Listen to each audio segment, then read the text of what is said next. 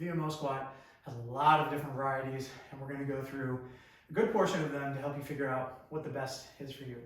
So first of all, the setup is ultimately this heel elevated squat. And what that does is, because I don't have to work with the restriction of my ankles, I can get down deeper into full knee bend, and invariably this puts more pressure on my ankles, so I can get some more of that forward ankle bend as well, which is very conducive to my squat. As far as the object that you're going to utilize, well, almost every gym, every setup is going to have some sort of plate or riser.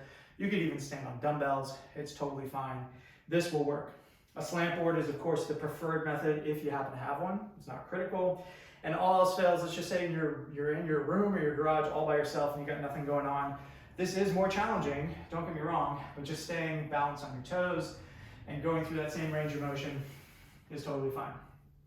As far as the technical elements that we're trying to accommodate here, my ordinary squat is going to look something like so.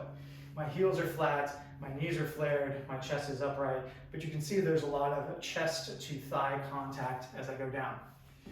In this VMO variety, I'm pushing my knees forward, I'm staying way more upright, which is going to place a lot more tension on my quads, the VMO being right here, hence the VMO squat, and then also some pressure on my spinal erectors and stability as I stay upright.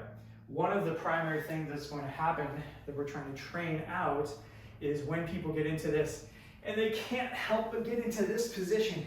They have the mobility, but they just don't have the strength to maintain the position.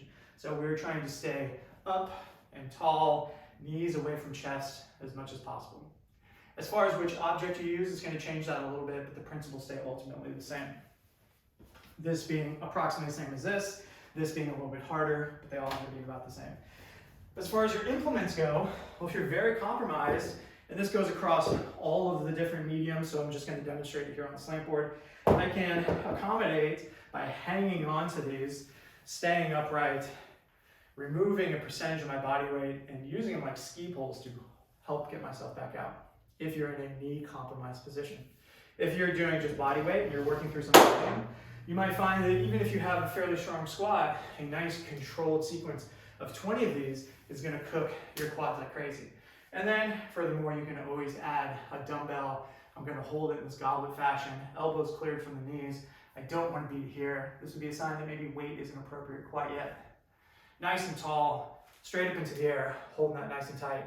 And how heavy of a weight do you have? Well, that's how strong and difficult you can make this movement. This translates back to here, no problem. Obviously, it's going to be more difficult pound for pound, but it still works if you're going without any equipment whatsoever. Bias the quads, crank down on that ankle position a little bit, stay nice and upright, and you've got yourself a great